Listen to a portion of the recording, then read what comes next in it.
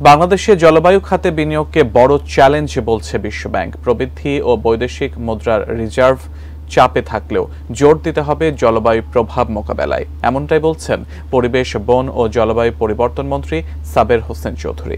সকালে রাজধানীর একটি হোটেলে বিশ্বব্যাংক আয়োজিত সবুজ প্রবৃদ্ধির লক্ষ্যমাত্রা অর্জনের পরিকল্পনা বিষয়ক অনুষ্ঠানে এসব বিষয় উঠে আসে। কম কার্বন খরচ করে যে বিকাশ, পরিবেশের ক্ষতি না করে যে প্রবৃদ্ধি, তাই হলো সবুজ প্রবৃদ্ধি। সবুজ অর্থনীতি, সবুজ প্রবৃদ্ধি আর সবুজ উন্নয়ন নিয়ে বাংলাদেশও যথেষ্ট সোচ্চার এখন। জলবায়ু পরিবর্তন সংক্রান্ত সংকট মোকাবেলা ও সবুজ প্রবৃদ্ধিতে বাংলাদেশের অগ্রগতির বিশ্লেষণ তুলে ধরতে বিশ্বব্যাংকের এ আয়োজন, যেখানে আন্তর্জাতিক সংস্থাটি তাদের প্রতিবেদনে জানিয়েছে বাংলাদেশে এ খাতে বিনিয়োগ ও উন্নত প্রযুক্তি ব্যবহারের যথেষ্ট সুযোগ রয়েছে।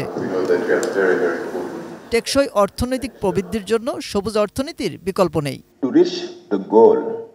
টেকসই অর্থনৈতিক প্রবৃদ্ধি অর্জনে বিভিন্ন নীতিমালা প্রণয়ন ও বিনিয়োগের মাধ্যমে সমন্বয় করে লক্ষ্য অর্জন করতে হবে। এক্ষেত্রে অর্থ গুরুত্বপূর্ণ।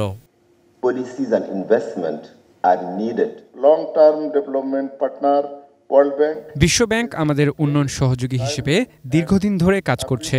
বাংলাদেশের বর্তমান টেকসই অর্থনৈতিক প্রবৃদ্ধি অর্জনের চ্যালেঞ্জ মোকাবেলায়ও তাদের ভূমিকা গুরুত্বপূর্ণ। পরিবেশ মন্ত্রী সাবের হোসেন চৌধুরী জানান, দেশের প্রবৃদ্ধির ধারা টেকসই করতে চাইলে পরিবেশগত দিকগুলো নিয়ে ভাবতে হবে।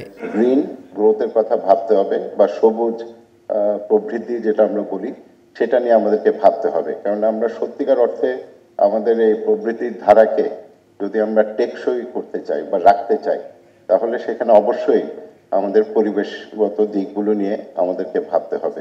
এছাড়া সবুজ প্রবৃদ্ধি অর্জনে সবাইকে একসাথে কাজ করার আহ্বান জানিয়ে টেকসই প্রবৃদ্ধি অর্জনে জলবায়ু বান্ধব নীতি বাস্তবায়নের গুরুত্ব তুলে ধরেন তিনি। মাহাদি সেকেন্দার, এটিএন নিউজ, ঢাকা।